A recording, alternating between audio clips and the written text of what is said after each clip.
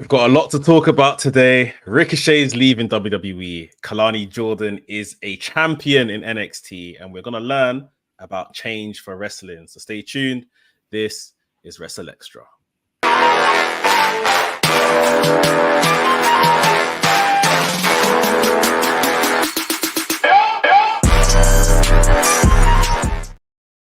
Yo, this is a WrstlXtra. I'm your boy, A Dazzle, the Black Wrestling Advocate, always joined by my trios team, the Real House of Black, Mex, the WrestleManiac, if you will, Yeet. And of course, the omnipresent professor that is Gerard Bonner. Last week, we were talking about the possibility of a certain contract. And we were like, nah, he's not going anywhere. He's not going anywhere. Why would he leave?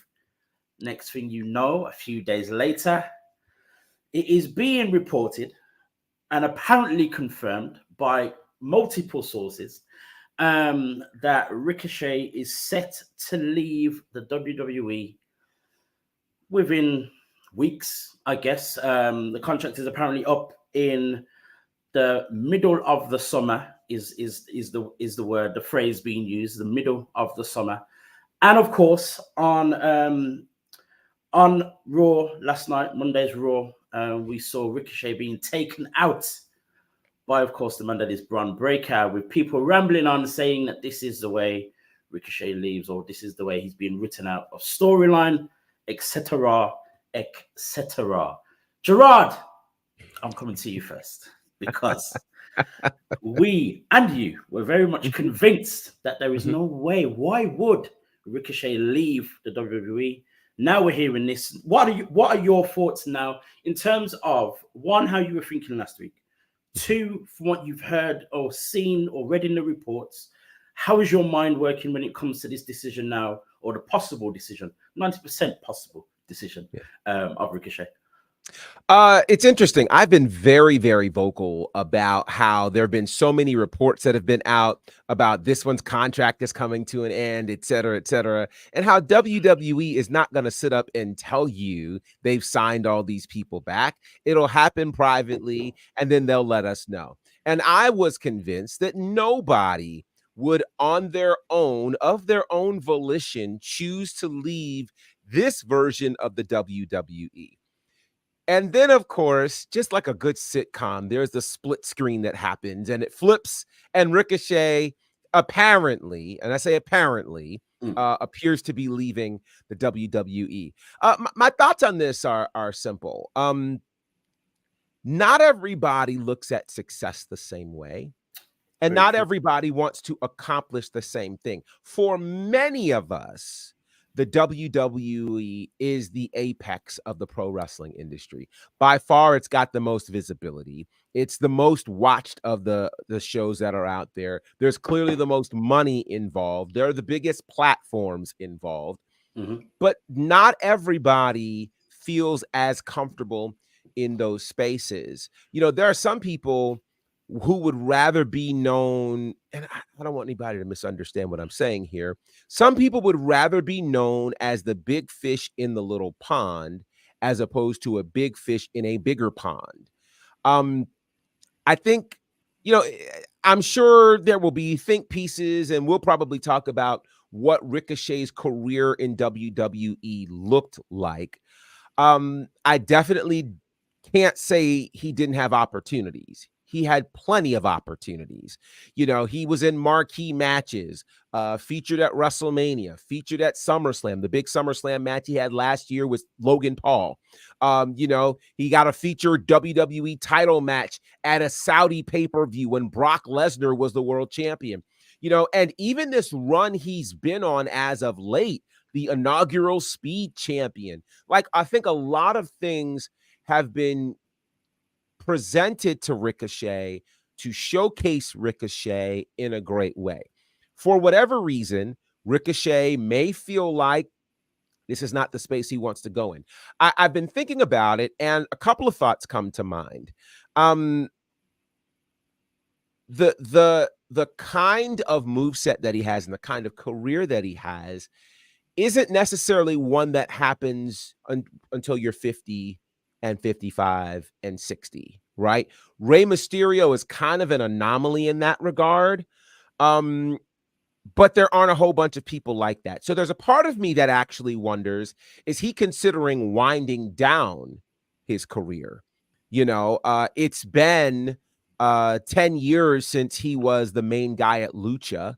It's been about 8 years since the iconic match he had with Will Ospreay that really got a lot of people talking about what he's able to do. So there are a lot of thoughts here. I think ultimately people have to do what they believe is best for them, their family situation, and where they want to go in their career. And if for him, the potential grind of WWE, the travel of WWE, if those things aren't appealing to him, for him and his mental space, I would clearly say, and maybe I don't have a right to say this, but it doesn't appear that this decision is based on money, because nobody can convince that there's another wrestling company that's going to outbid the WWE. WWE's pockets are super deep right now. And maybe Ricochet can make more money elsewhere, but I think there are other things that are probably contributing to this decision. And whatever they are, maybe we'll find them out. I just hope that wherever he goes and whatever he does, he's really happy with his decision. Off the back of that point of money, there's been a lot of talk. Of course, he can end up in AEW, Impact, back on the Indies. Mex, what do you think of the possibilities here when it comes to Ricochet outside of the WWE? What in your mind could he be thinking are the possibilities for him? It's to go and have these fantastic, mind-blowing matches. That's ultimately what it is. Like Gerard rightly said, success looks different to some people. He may not be concerned that WWE haven't made him a WWE champion or something like that. He may just want to be featured week to week in good storylines, being able to wrestle how he wants. And that hasn't necessarily come to fruition for him over his WWE career consistently. And that might be success to him. And he may look at the Indies, AEW, New Japan as TNA, places where he can go ahead and do that. If that's what makes him happy. I think he has a hell of a friend in Will Ospreay. He probably owes his next month's paycheck wherever he lands to Will Ospreay, because I feel like Will Ospreay's put the battery in his back in terms of when his last interview that he came out and said, WWE aren't treating Ricochet as how Ricochet should be being treated and how Ricochet should be being booked and everything. And like we were all quite confident that Ricochet probably resigns and stays put, but for me personally, I've always said, when Stone Cold had the Broken Skull session with Dean Ambrose and basically just said to him, "You're coasting. You're not doing anything. You're not challenging the system. You're coasting." I think for me, that was always the switch of when Dean Ambrose thought, right, I need to become John Moxley and I need to bet on myself and all that kind of stuff. And I pretty much think this is a similar situation. Will Ospreay went out and said what he needs to say, and Ricochet said, "Yeah, like I owe it to myself to go and give the people, myself, what I want from my career." Do I think it's the right decision? Listen, it's not for me to say. If that's what he wants to do, then absolutely fine. Gerard is the gentleman amongst us, and he said that I wish him best in what he's done. Trying to that personally, to see people where I want to see them. It might be a selfish point of view, but Gerard said it. So yeah, like where he's happy, let him go. But it feels right now, and I just say this cautiously so no one goes mad on the internet, it feels like he is leaving for one match and one match only. And I just don't really see, if that's all you're leaving for, then Okay, because that guy is not going to give up his position for you. Absolutely not. You'll go there. You'll have some great matches. It looks like Tony's about to, back up the truck, as they say at Ricochet's house, and give him pretty much whatever he wants. And like I said, he owes a lot to Will Ospreay for all this good PR he's given him over there. But I just hope whatever the reason is for him, it works out for him. I think that's the much as pleasantries I can give him of the What's interesting is this whole inevitability. He's going to turn up in AEW, and there was obviously, WWE posted the clip of him being put into the ambulance after, from yesterday's Raw. And I saw someone make a comment saying, "Oh, he's going to turn up in AEW coming out of an ambulance." I saw somebody say that too. It would not surprise me. It would not surprise me. I mean, there are so many factors to this whole thing. Gerard alluded to the fact that he's had opportunity in WWE, and his most recent run has kind of felt as though, we're getting some kind of a resurgence, or we've seen him almost week to week for the last 3 or 4 months. He turned up in NXT, became a North American champion. Is a former Intercontinental United States champion, inaugural Speed champion. To say that he hasn't had opportunity would be a miss. But at the same time, there is still the argument that we have not seen the full potential or possibilities of Ricochet in WWE. Obviously, he came into NXT. Triple H was running NXT. Most people would say that was his best time in his whole, WWE career. He then goes to the main roster. Mr. McMahon was in charge of the main roster. He's not the biggest fan of that type of wrestler. Yet, again, he still had belts, and we would see him every now and again. With Triple H taking over, we've seen a bit of a resurgence of the importance of Ricochet. I don't think that can be argued. For me, if I was to assess this decision, it kind of feels almost like, I'm sure, Ricochet being the type of man that he seems to be, is very, very humble, and he's very appreciative of where he's at right now in WWE. It almost feels as though, given his age and the possibilities of matches with Will Ospreay, Swerve has kind of, said something. There are other people that he's worked with in the past or in different companies. It almost feels as though if he doesn't take this opportunity now, it won't happen at all. So for me, it's not necessarily being unhappy in WWE. It's more so all right, let me see what else I can do before I can't do it at all. And that's the only thing that would make sense to me in terms of him jumping ship. And yeah, it is, a massive part of it having this, the one match. Him versus Ospreay would be, would make headlines, all that kind of stuff. What else is interesting is another thing that Gerard said as well is this whole thing of, obviously he's older than when he was Prince Puma, or Prince Puma even, when he was doing the double moonsaults in New Japan and all that kind of stuff. But what's interesting is the guy who seems to have kind of tugged on his chain about 2 or 3 years ago said that he has to change what he's doing in the ring. Right. But now he's the biggest star in the second biggest company in the world. So Ricochet, I this is why I'm saying, like, for me, I feel as though, Ricochet is kind of thinking, right, if I don't do it now, I won't do it at all. And I think, to me, that makes sense with the decision.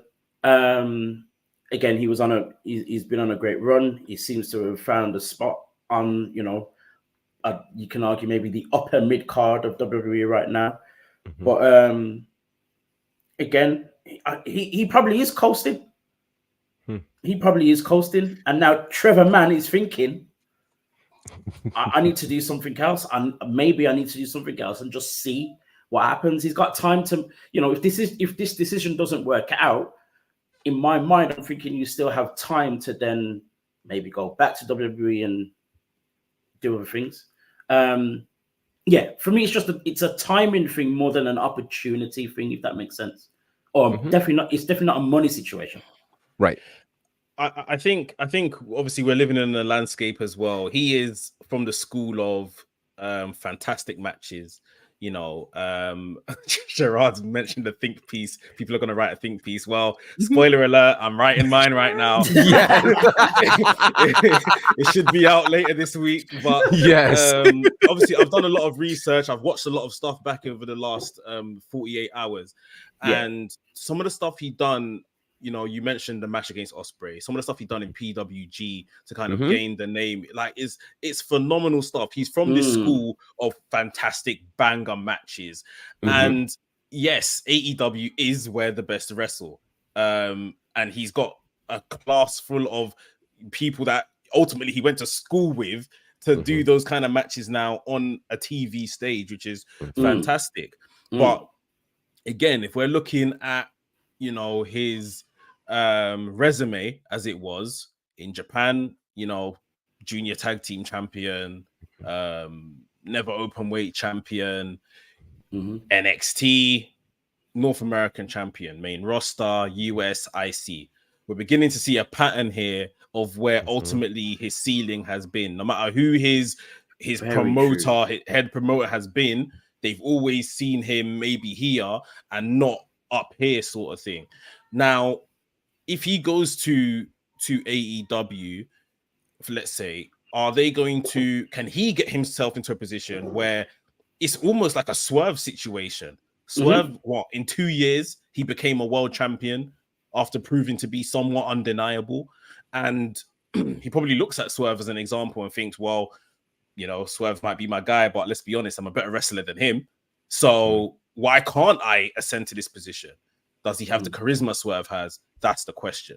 Does he have what it takes to be a top champion in a top promotion? That's the question. And if he's going to go to AEW, have some great matches, ultimately maybe risk his health doing some of those stuff, and then maybe level out at international champion, is it worth it? Is it all worth it? You could try something new. There's nothing wrong with that. But yeah, I just don't right now. I can't kind of understand, you know, why, the whole picture, why. Like I can't necessarily feel, I don't feel like there's a lot left on the table that he hasn't achieved in WWE that it's like he believes he can go achieve over there beyond these banger matches. It's very interesting. Gerardo, what are you going to say? Yeah, no. I was simply going to say that it's such an interesting space, again, when you start looking at where people place their value. My concern, and I want to remind a lot of wrestling fans this, not everybody can be the world champion. It's that simple. And it's amazing to me that it feels like only Lucha Underground felt strongly enough about Ricochet to place their top title on them. Every other promotion has chosen not to. Now, where AEW could potentially work better for him is, you know, he doesn't necessarily have to do a ton of promos over there. They just want you to get in the ring and wrestle, per se. What has worked for Will Ospreay, strangely enough, is Will Ospreay came out of his promo bag in AEW. I don't know what he did to do that, because he wasn't doing that in New Japan or anywhere else. But in AEW, suddenly he found his moment. He found the place to be able to do great promos and all the things. And now you mix that with incredible wrestling, and boom, here you are. I don't see Ricochet getting the Will Ospreay push. I do see them, because nobody's gotten the Will Ospreay push in AEW. Nobody. Not MJF, not Mox, nobody. I do see them trying to get this match on as soon as possible between these two. Here's where I think this will all get interesting. I don't know when Ricochet's contract officially ends. And why I mention that is, you know, there's been talk about potentially now Ospreay and Ricochet at All In. For that to happen, I would think Ricochet would need to now somehow insert himself into the Owen Hart tournament. If he does that and potentially wins it, he gets the shot at the world champion. We're obviously making the assumption Ospreay will be the world champion by then. And so now you look at Ospreay Ricochet for a world title seems really soon to do that at All In, like seems super soon. But if this is a time issue, the sooner the better. I don't know. And you and I both know AEW does not need a lot of time to put something together. They're not your, let's wait a year to do this. No, you're here. Let's do it right now. Right. And the fans are smart enough to put it together. They would want to capitalize on that particular match since it's never been on this large of a stage before. But to that end, I don't know who else I would want to see Ricochet in the ring with that's not currently in WWE. Except for, I don't know, maybe a Leon Slater. That might be cool. Maybe a Leo Rush. That might be cool. I don't necessarily want to see him against MJF. None of that's really of great interest to me, because if you're going to end up in an MJF situation, you need your promo game on, and MJF will eviscerate him. And that's not what we want. So I don't know. This is going to be super interesting to watch. I just get nervous because if you've had the run that he's had in WWE, your next step should be a world champion somewhere. That's it. It's very clear. Anything that's mid-card in WWE absolutely is world champion anywhere else. So if he's not going away to become a world champion, in my mind, what is he doing other than just saying I had a 5 or 6 star match? And if we're wrestling for Meltzer, okay. Okay. I mean, you know. The other thing I can, Mix already alluded to, this whole thing of having great matches. But I kind of, see in a similar situation to Mercedes Moné. Not so much obviously the way she left, but obviously her whole ethos and plan when she was outside of WWE to go here, there, and everywhere, and do that part of it at least. He's got friends in Impact. Moose is the world champion. Moose is one of his best friends. We see, videos and images of them two training together almost weekly. Obviously we've already mentioned Will Ospreay. You've got Swerve, and there are so many others, people he's worked with in the past that he could have great matches with. But is that all it is? Is that really all it is? And in a way, for me, it's not a bad thing. But yeah, the only place I can see him being a world champion is TNA. Mm-hmm. New Japan could really use him right now because New Japan would be a very, very good spot. I think if he landed at New Japan, it would really be worth it, because they could build around him and he could become the world champion there. Very true. New Japan, and he could get close enough to do stuff with AEW without, having to fully commit to them. So, and obviously people have done, the whole rumblings of Ricochet versus Will Ospreay at All In. For me, the question would then be, and I think I know the answer to this: Would you rather Will Ospreay versus Ricochet, or Will Ospreay versus Bryan Danielson at All In? Especially when the Bryan Danielson piece is kind of like, would we expect it to almost be his like retirement match? Right. Yeah, or go into part-time match. Like right now, my head is so scrambled with just the whole Ospreay winning the international title, number one contender, going for the world title. We've got the Owen now that's gonna, thank God, has some meaning beyond the trophy, and it's going to facilitate someone getting to that main event at All In. I'm looking forward to that. But like you said, Danielson's thrown his hat in the ring, and you would assume he gets to the final. We've now got this added caveat of Ricochet leaving.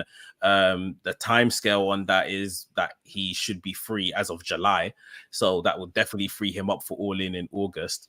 Like there is a lot of moving parts, and again, AEW aren't scared of moving parts and dealing with a lot of kind of top guys all in the same position.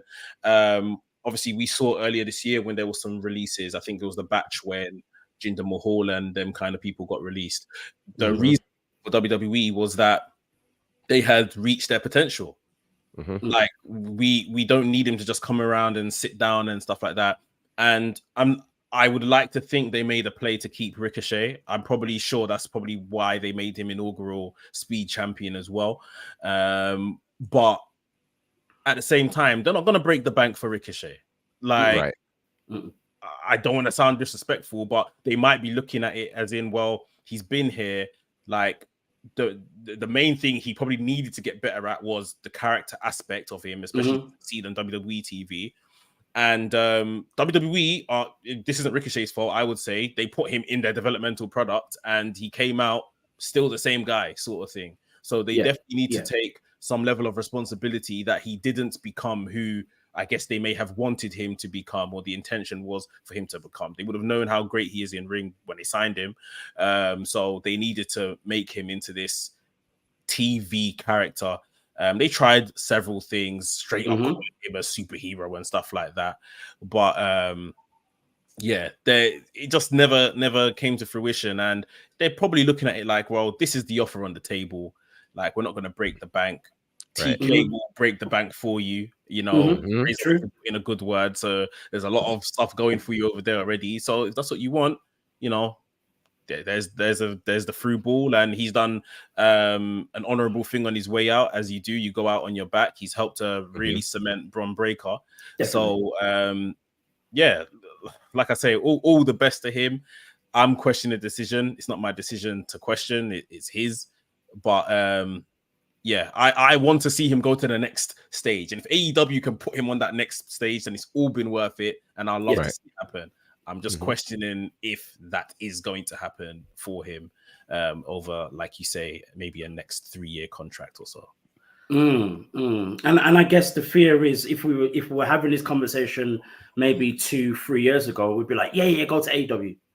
Now, because we've seen, you know, the likes of Malachi Black and even Cesaro, Pac, you can even argue Ray Phoenix and Penta and so many others who we thought would go to that next level when joining AEW or should have, and we're kind of still waiting.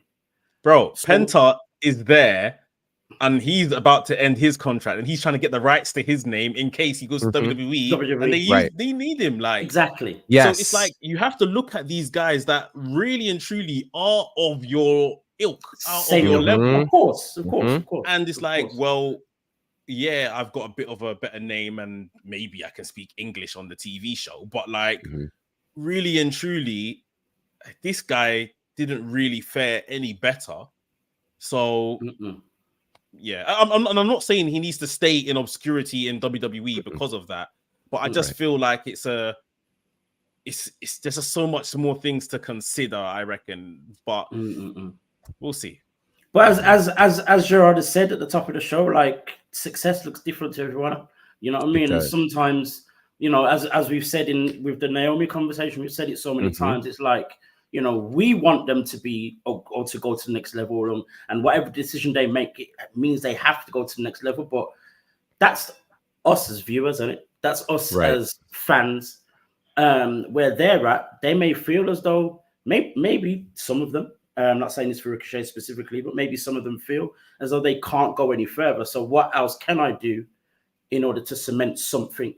If that is to stay in the same position but have great matches, that's me progressing in some way. Who knows? Yeah, and I'll say it this way. I mean, if we take it off of wrestling and just look at people in their everyday jobs, not everybody wants to be the CEO. Right. You know, not everybody wants to be the supervisor even. Right. Some people are good at just making a lot of money in their space because they don't have to take on the extra added responsibility. And where they are in their lives, they don't want that. They're happy with their paycheck. They're happy with their job. They're happy being able to go in at 9 and get off at 5, right? They don't have to do all the extra stuff that comes with that. And that could be the case here, you know? And if that's the case, I can't fault him because there are more people in the world like that than there are that say, I want to be the boss and run the whole thing. Right. Right. Very, very true. Crazy situation, but it's going to be very interesting to monitor and see where it goes from here. We mentioned NXT, of course. We had NXT Battleground. this Sunday, just gone. Very interesting, very different place that they had it in. They had it in the UFC Apex in Las Vegas, a much smaller spot. And we know, and we could very, very much see that the crowd was much closer to the ring and the action was so close and all the rest of it. A couple of rumblings and that it was a bad thing and whatnot. But what did we think of not just the venue, but the whole show in its entirety? Makes, you know, what did you, when you heard it was going to be where it is, did it excite you? Did you make you think, oh, this is something different? Then seeing it, what were your thoughts? Yeah, it did obviously kind of pique my interest, just somewhere different. Obviously, this is kind of like a real life physical embodiment of the TKO partnership that we saw here. I thought it was really a nice touch to have the Shayna Baszler and Lola Vice match as well, to kind of, you know, that's the kind of arena we're in and stuff. But when we got to the actual show, like, I almost feel, and I said this after watching the show, was that a wrestling crowd? Was that an NXT crowd? I didn't feel like we had the rabid, what we've come to know as the rabid kind of NXT fans in there. And I know they're based in Florida, sort of thing, but like it felt, the atmosphere felt a bit underwhelming at times. I think even in the main event, I had spotted, like, I don't know if it's like a producer or something that was waving. You see that, waving the crowd to kind of get into the match, and I just thought, Jesus, that's poor. And I just felt like the show as well was a bit substandard, mediocre. Wasn't really what we've come to expect of a takeover or even of this new NXT's shows. I think a real drop off from what we got, especially WrestleMania weekend. And then you look at it and it's like, well, a certain class, a certain level has left now, and we are almost in like a bit of a rebuilding phase. And these boys and girls are very good wrestlers, but I just don't know. I don't think as a show it came together, like maybe from the matches to the atmosphere. There was really something missing for me, that a lot of things just didn't really click. Like, I thought it was an okay show, like, but just not like PLE level, or what we've come to expect as a PLE, even at NXT level. Gerard, your thoughts? So I think a little bit differently. Now, I will agree on a couple of things. You know, it became, a couple of things were very clear to me through this show. Number one, there were a lot of partnerships on display that were really being lived out. The full TKO situation with WWE and UFC now being in this UFC venue, showcasing a lot of the UFC fighters in attendance. I thought that was huge.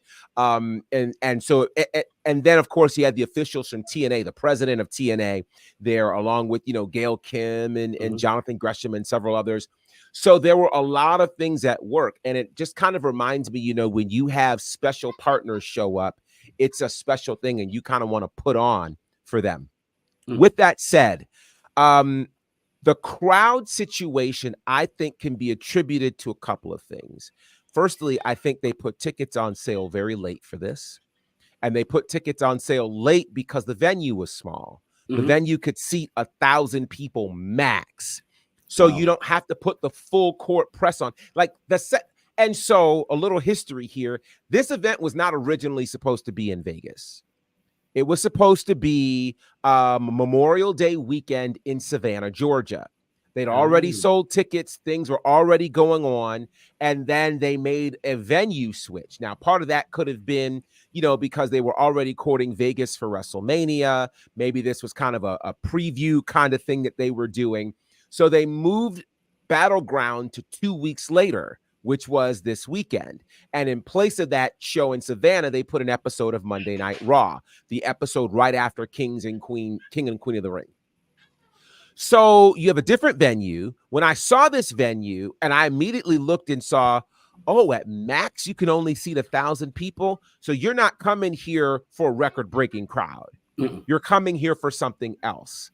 And so you then didn't give the true fans of NXT an opportunity to show up here.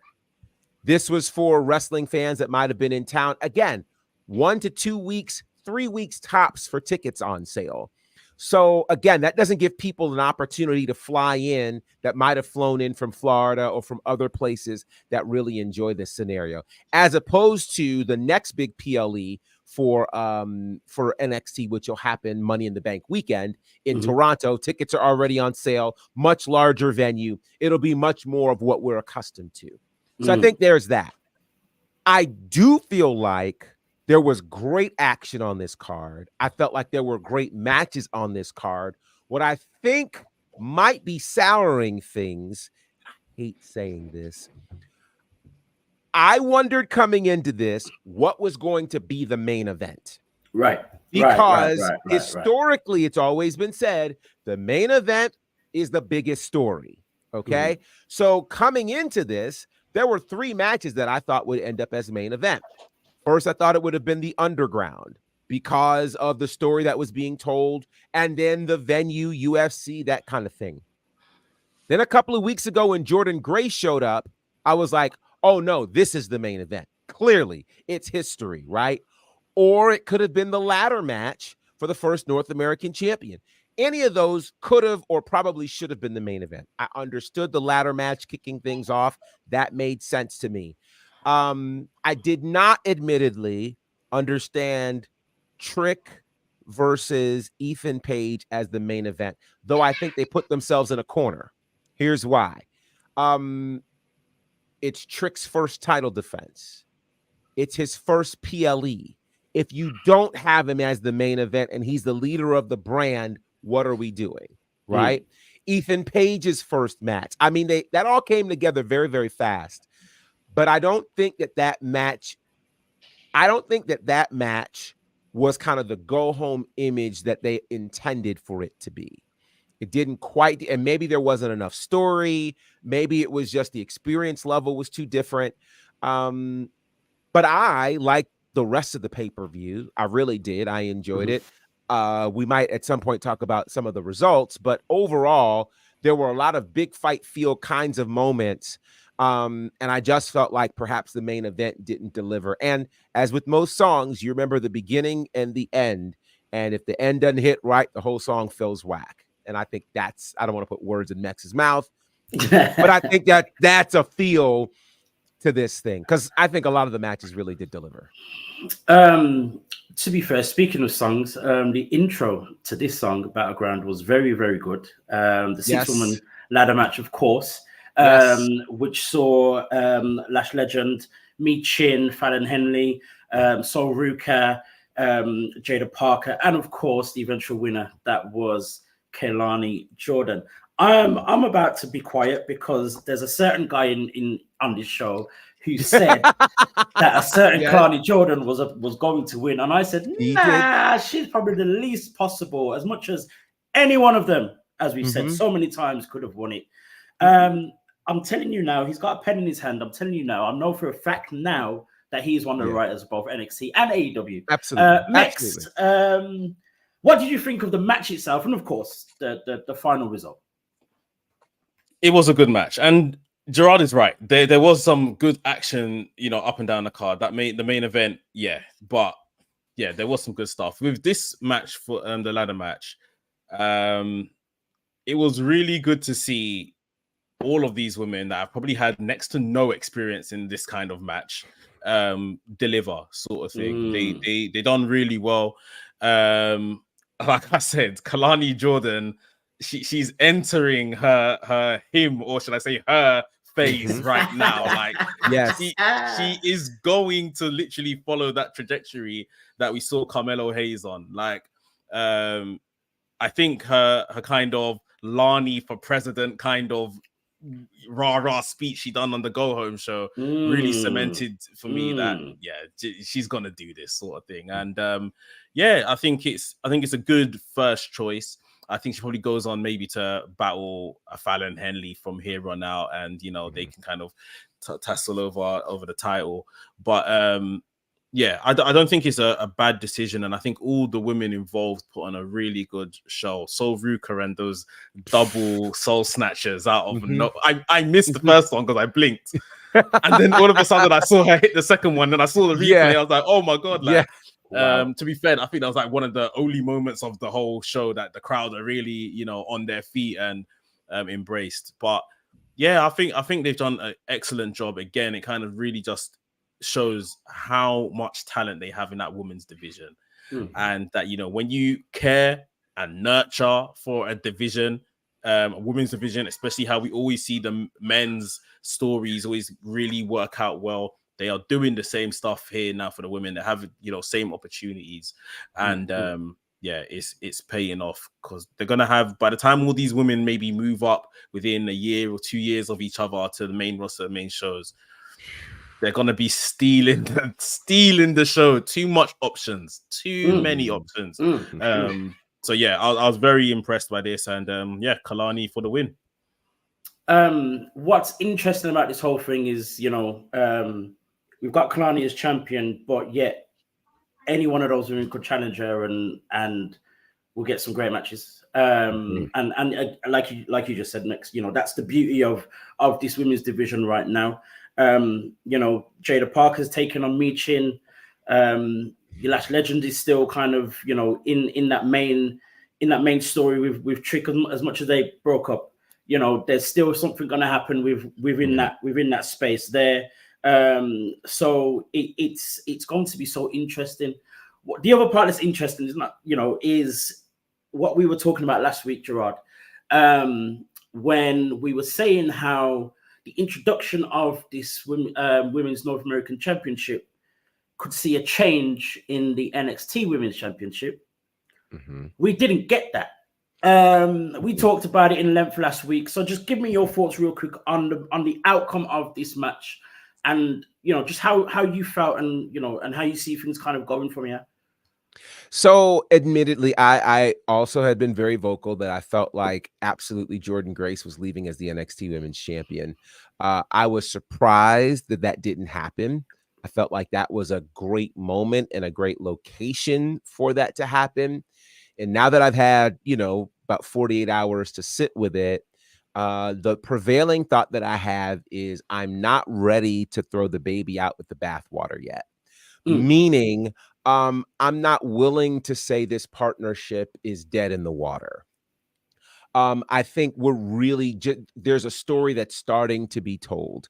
You know, Jordynne Grace had an amazing performance, amazing look. TNA is getting more eyes on it right now than it has in a long, long time. And then the addition of Ash by Elegance, right? Which, again, Vic Joseph is brilliant. He's amazing. Like, he doesn't need to hear me say that, but I'll say it wherever I go. He is brilliant. He's so good. I think he's been overlooked too long. He's so good.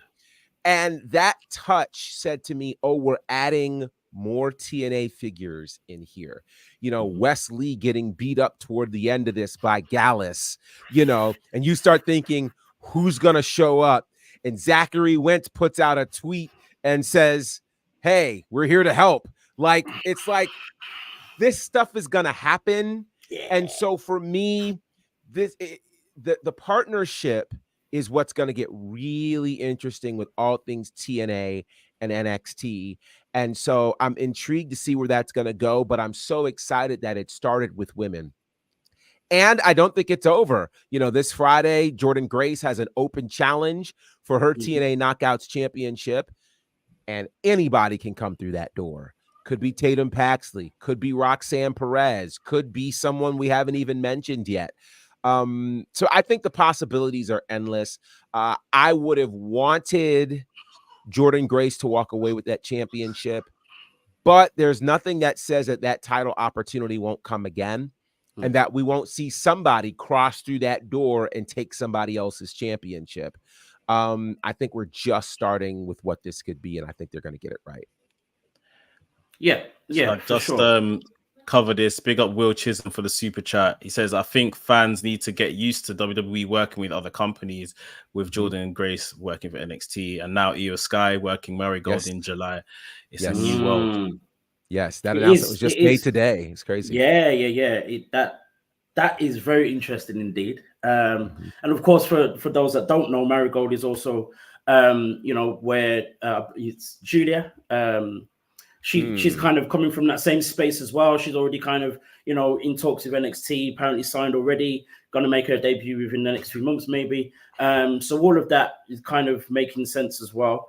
In terms of this whole partnership, TNA, Gerard, you mentioned already, Wesley got attacked by Gallus. I'm just waiting for Trey Miguel and Zachary Wentz to just walk through those curtains. That's all I want to see. I don't care about anything else. But even with that, the match that Wesley had, Joe Coffey, and the performance Obafemi put on, they've been saying it on commentary. We've been saying it for weeks. We've been saying it for almost a year now, that Wesley is the greatest North American champion we've ever had.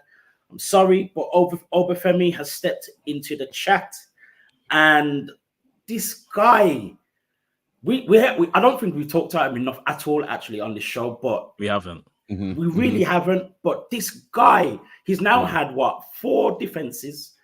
I think probably 90% of them have been multiple person matches. And the highlights of this guy's run as North American champion already just feels as though he is the greatest North American champion already. There's an argument in it, there's length, and there's so-and-so and blah, blah to talk about, but he's so up there. Gerard, just give me your thoughts on Obafemi just in general. I was going to be specific, but just in general. He's special. He's so special. And what's scary is this is just the start of his career. That's what's scary. Like, he hasn't wrestled a year yet.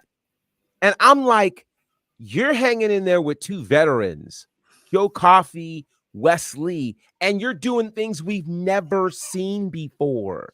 Like, mind blown. And I am convinced. Before it's over, we may say he's the greatest North American champion of all time. I'm convinced. We're very, very close. Mex, what are your thoughts on that statement? Yeah, like Wesley, why we say for Wesley is for the quality of matches he was putting on, the amount of defenses he had in that time as well. Wesley's a terrific performer, but they've almost said, okay, maybe right now in his early career, he's not of the ability to do exactly that. And maybe just so that we don't create another title run from whomsoever that is more in sync with what Wesley does, let's go the complete opposite direction. Let's have a destroyer who works the big man style, very physical, and still incredible. Like, people won't say these are the kind of 5-star matches or whatever, but for me, this is 5-star entertainment. This is brilliant. And even me, I questioned, okay, a lot of these have been multi-man triple threat matches, maybe because of areas of deficiency in development, True. but they, at the same time, it may not be, it may just be they want to run with this kind of big meaty men division, because that's what it's kind of been, before the inclusion of Wesley. And it's just like, let these guys just go out there and destroy each other for this title. Something completely different to what we've previously seen with the champions of this title. And it's working. It's absolutely working. And they'll get to a point where I do want to see how he works and overcomes maybe the likes of a Wesley on his own, like just a singles match and stuff like that. But I worry about that down the line, because right now I'm just enjoying the carnage of what has been this run, and he's growing in confidence, and the crowd are behind him, and everyone's enjoying it. It just makes sense, sort of thing. And he's looking more and more as your quote unquote WWE superstar every time you see Obafemi. And that's the part that amazes me. That's the part that excites me, should I say, is because when you look at him, he is the traditional WWE superstar by his look, by his size. But then he's also the Triple H superstar in terms of his ability He's still agile, as powerful as he is. He's still got speed to him and all the rest of it. You know, he's been compared to a Keith Lee. Yes, he probably won't be able. We may not. I mean, it might happen. I don't know. We may not see him jump over the ropes or do a Spanish fly. But at the same time, all the other stuff that Keith Lee does, especially with the power and the speed combination, you know, we've seen him take out, you know, Dijak and, you know, and Josh Briggs and Ivar, all these big guys that are kind of on this whole level of big guys that are still agile or fast. And it's that Obafemi is kind of all of those things in one. You know, I saw someone mention online about, you know, especially with Obafemi being Nigerian, you know, they've compared him to Omos, compared him to, what was the other guy's name? The Nigerian Polish guy. Babatunde. Babatunde, you know what I mean? What makes him different to those guys? They were both big. They both can, you know, do certain things that their size probably, you know, wouldn't expect their size to be able to do. What makes Obafemi different to those guys? I would honestly say developmental. An organized developmental, where we know that this is developmental to teach people that don't know how to do this, and not this isn't WWE's version of Ring of Honor. Obviously there is the Florida loop that's, you know, not NXT TV, where I know the likes of Babatunde had a lot of matches and stuff like that, but like I don't know, because Obafemi's ascent is so quick. Yes, like he had like 3 TV matches before becoming North American champion. Like his ascent was so quick, so there's clearly a level of the pre-work has been done, you know. So it's like, we can put this guy on TV. Okay, right, this works. Okay, right, we need a champion, or we needed a, what was it, a breakout star. He won that, and then we got a champion. Like there has to be an element of je ne sais quoi, as they say, to kind of make sure like we can push this guy this quickly. And Babatunde, they clearly tried with him down in NXT. Not so much on TV, like we say, on the Florida loop, and then tried to take him to TV through various different gimmicks and stuff. And I still think he could have served a particular purpose on WWE TV, but they've got rid of him now. And Omos is the one we're still kind of questioning, well, what are you doing with him? Like Omos ultimately seemingly skipped developmental altogether and was just, you know, on the main roster, which might be to his demise. Omos has improved. He continues to get better.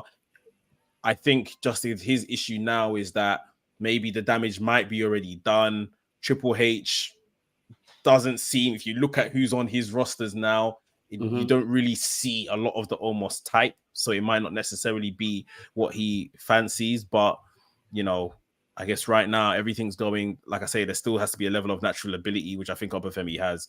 He's being trained or looked after by one of the best to ever do it in Shawn Michaels, a close friend of Triple H. Just everything, you know, has aligned for him, and he's doing the work himself to show that he deserves it. So I think that's developmental, and that training is probably the main thing that he's benefited from, that these other two, it maybe wasn't so structured at their time. Possibly. It's possibly that. For me, I think that the real difference is the natural ability. And when I say natural ability, it's not his speed, it's not his power, it's not his strength, but it's his own character. I think you can argue with Omos, there seems to be, you know, he makes it work that he's the big guy, but then there's nothing else that he can work with necessarily.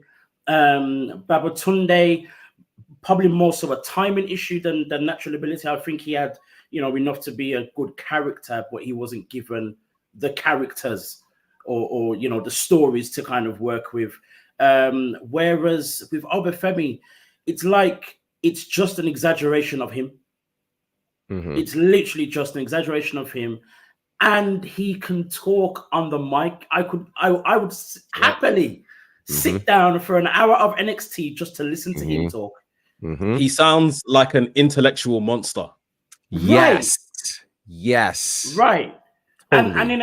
And in a funny way, we say that, and at one point, or a lot of the time, Keith Lee's kind of seen as that as well.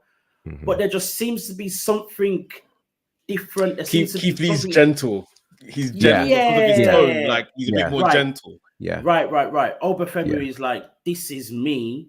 Yeah. I'm a warrior. I'm going to smash you. This is what I'm going to do. I respect you, but I will smash you.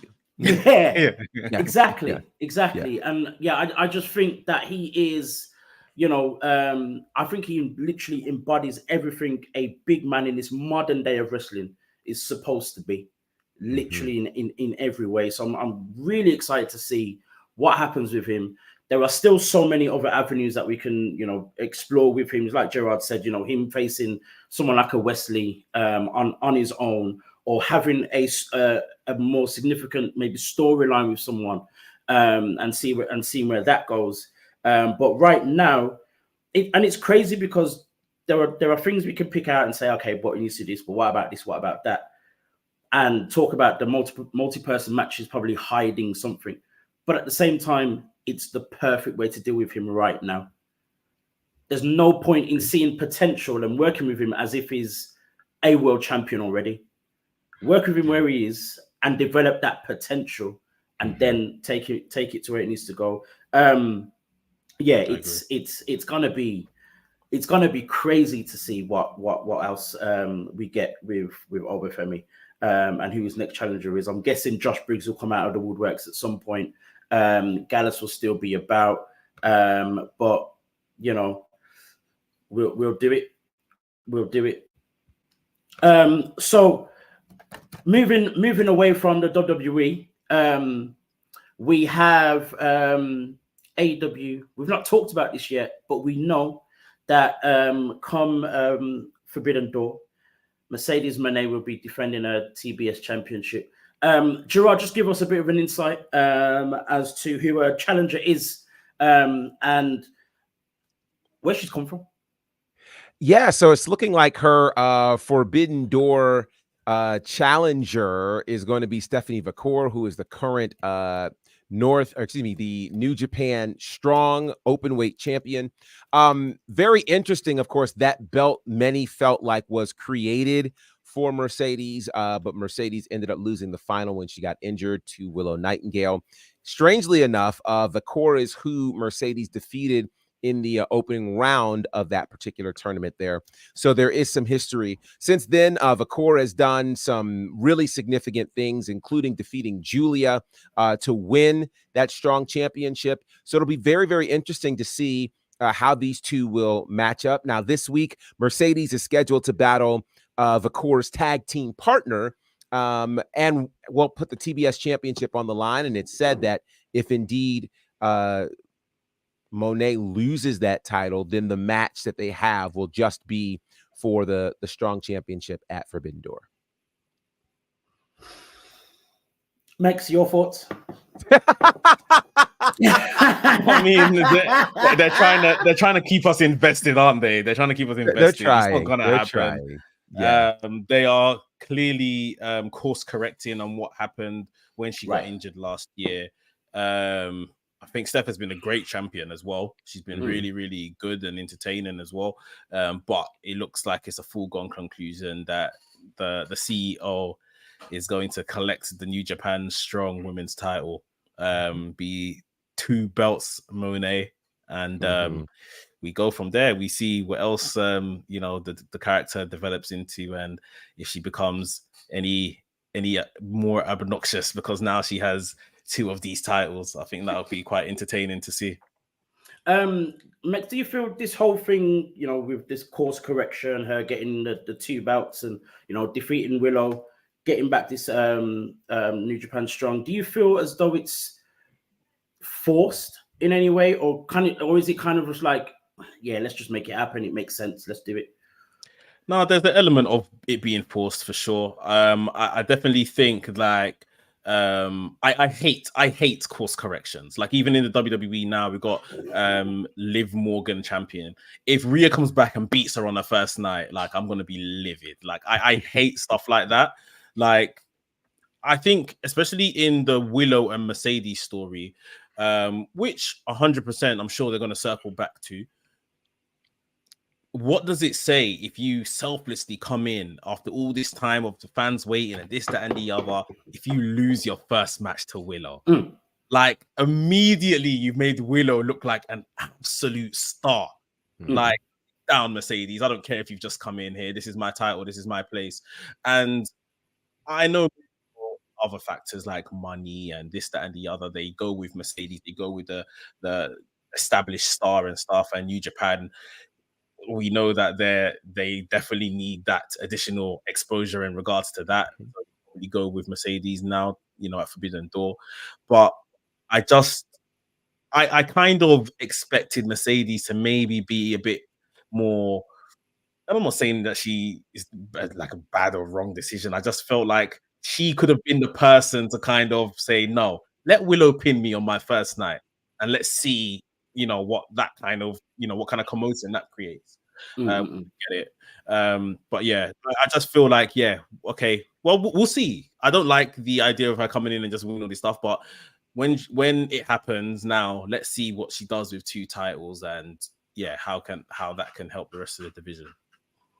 Very true, very true. Anything can happen. But all we know is that a change is coming. Speaking of changes, there is something happening this Juneteenth weekend. Change for wrestling, and we have a guest with us who we'll speak to right now. Let's get him in and let's see if we can get more insight into Change for Wrestling. We have with us Narcissism and a friend. Narcissism, how are we doing, man? I'm always great because I'm the greatest, the baddest, the best, you know? And we got the face, my business partner for Change for Wrestling. How's it going? The face that runs the place is in the building. Nice. Guys, thank you so much for joining us, first of all. Guys, can you first give us an insight into yourselves, where you guys from, and then, of course, the show that is Change, which is happening on June 16th. Well, I'm a wrestler.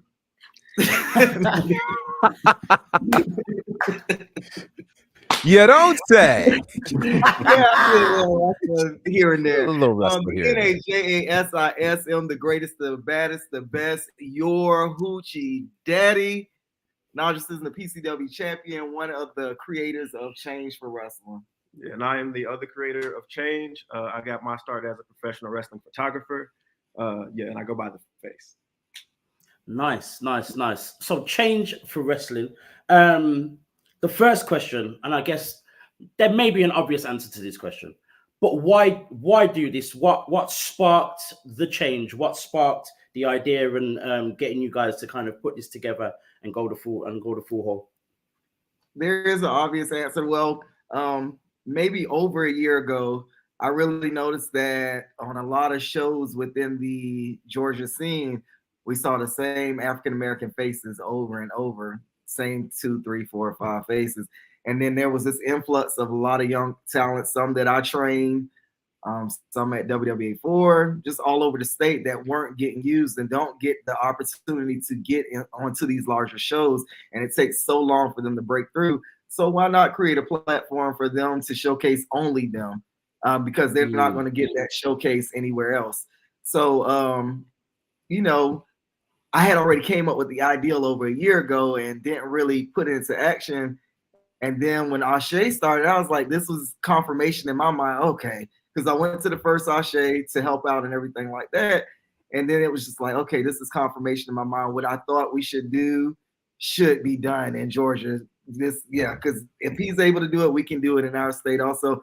And we've already talked to them. So maybe a partnership is coming in the future. You never know. Maybe Change versus Ashe. We don't know what's going to come out of it, but this is a platform for the young African-American talents to get that showcase that they won't get any place else. Amazing. Almost like a Juneteenth Forbidden Door situation. So yeah, the event is surrounded around celebrating Juneteenth, and we'll go ahead and announce it now. We are working on all our nonprofit paperwork. So moving forward, Nice. it'll be every Juneteenth and every Black History Month. So this will be twice a year that we'll be doing change. And as far as our nonprofit status, we're looking into going into community organizations and schools maybe once a month to do talks about being Black entrepreneurs and talking about Black wrestling and all of that. So that's the plan. Amazing, amazing. Gerard, you Yeah. go. Another Georgia native. Go for it, mate. Yeah, you know, and Naja and I, we know each other for sure. We've worked together.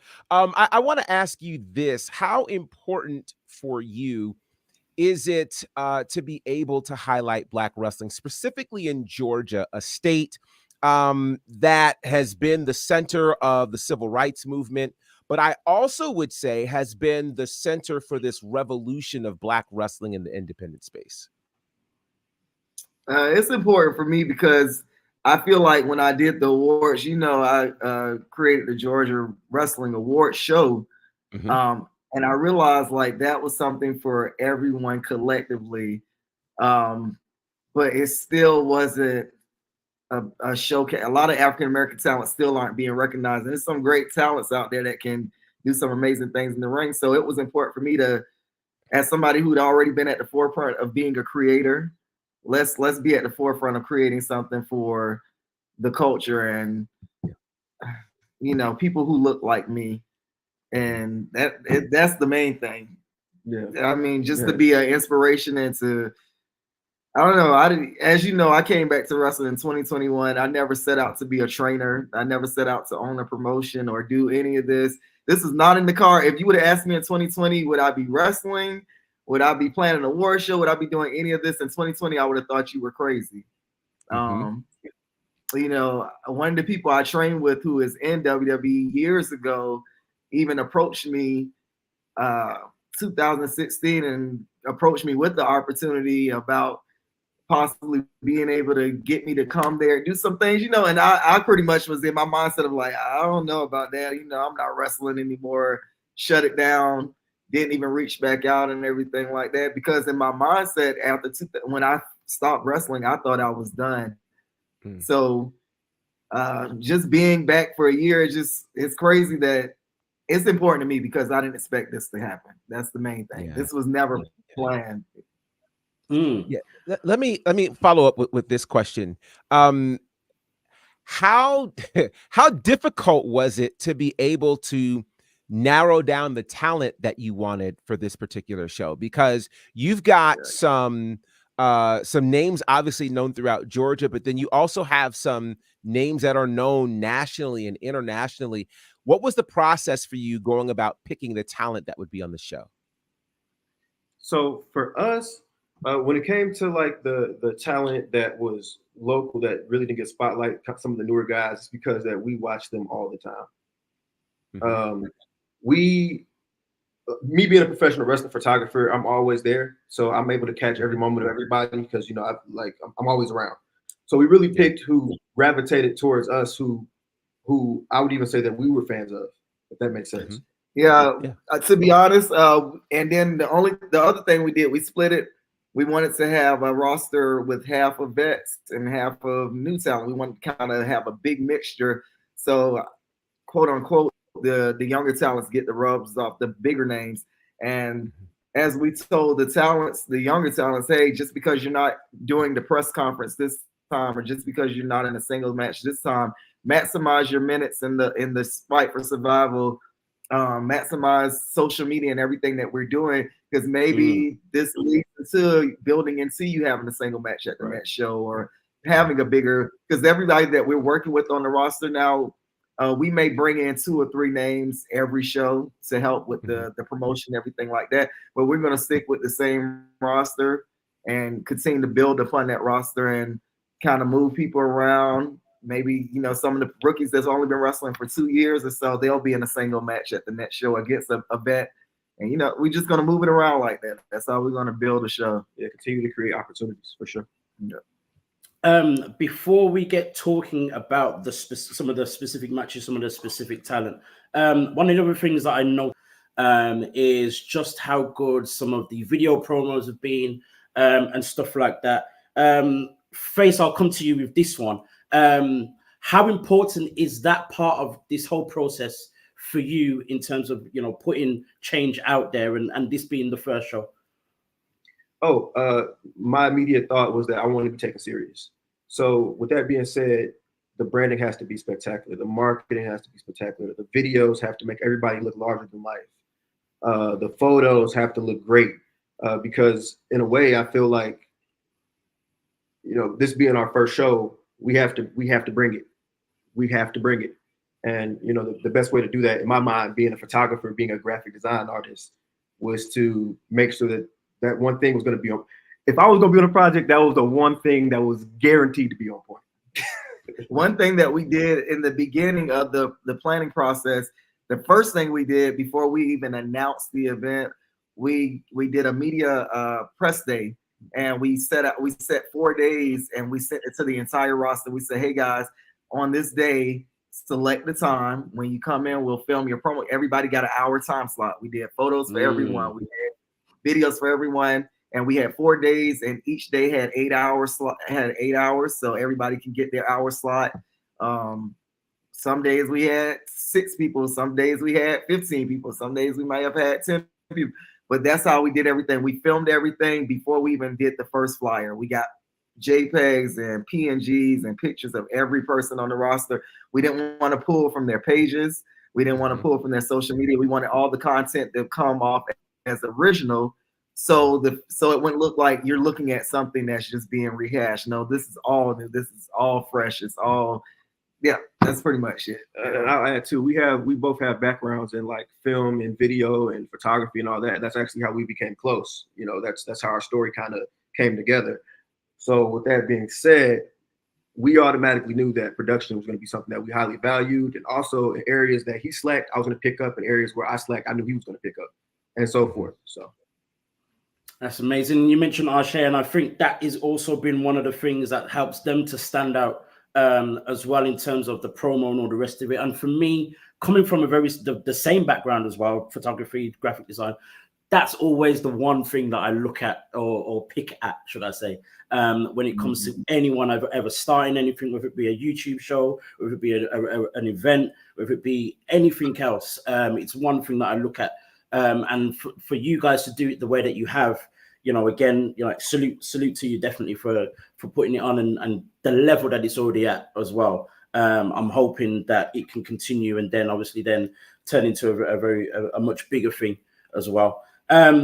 Let's get into these matches and some of the talent that's going to be on show. A few names that you mentioned who are Georgia famous, but then of course still quite well known on at least the national level in the US. You know, you got the likes of David Ali, Owen Knight is in there, 2 guys I've been following for a very, very long time, and so many other faces.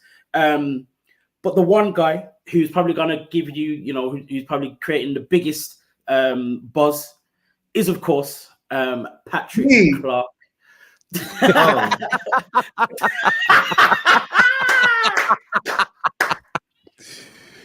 The second biggest guy, should I say? Sorry, let me correct myself. Is Patrick Clark. We all know, you know, the past controversies and blah, blah, blah. We won't get into none of that. But how did that opportunity kind of come about with Clark being involved with this show? So originally we started thinking, who are some of the names that we can bring in? And we just reached out to all of them. We reached out to quite a few. We got responses for most of them. He was one of the first people we reached out to. But of course, we had our gripes of yes, no, it's our first event. Do we want to put that name on our first event? It could be a curse or it could be a blessing. We don't know. So we end up almost going with someone else, and then we end up circling back around, reaching out to Patrick, and he responded the first time. It took about a week, but from there on, he responded immediately. Has been very hands-on. It's not one of those guys big leaguing me or big leaguing him or whatever. He's been hands-on. He's been calling. He's been FaceTiming. He's been asking what he can do as far as helping get more attention to the brand, not just the show. How can he help the brand grow? and that's been his whole thing. He's connected us with Bobby the Boss and quite a other. Just last night, I will tell you, I was in a house because of him and some of the connections that he has. Last night, him and Bobby the Boss. Last night, I was in the house with Kai Cenat, Drewski, and Kevin Hart. Wow. I didn't get to do the live stream with them last night because it got like 2:00 in the morning. They were extremely drunk, and they was like, "We just gonna have to bring y'all back. We not gonna do it." But I was in full hoochie daddy gear, face paint, wrestling tights, and everything about the wrestle on the stream last night. But that opportunity would have never came if we didn't. No matter what anyone thinks about that decision for us to involve him in the show. Us involving him in the show put so much attention, gave us so much more opportunities. So many more people reached out and wanted to, so many more podcasts, interviews, and everything happened because of him being involved. So it is what it is. We're thankful for having him Definitely involved. thankful. And I'm gonna keep it on this topic, but I'm gonna get more in depth within the match. Who doesn't want to see? And I know there's only one hoochie daddy, but who doesn't want to see the hoochie face-off of like the century? You know what I mean? We have some of the most, two of the most extravagant characters I feel like in wrestling. You know, battling against each other. You know, they both have that confidence, that style. You know, so it'll be a great match between the two. I personally feel, and I feel like that was going to be. I feel like it is the best match that you know what I'm saying that we could have definitely won. And to be honest, I mean, Gerard, you know. This hoochie daddy thing started in November, which is insane to me. I have been doing the narcissism character my entire career, which is going on 9 years now. And the notoriety once I switched, sometimes it's not about the in-ring. The in-ring has always been there.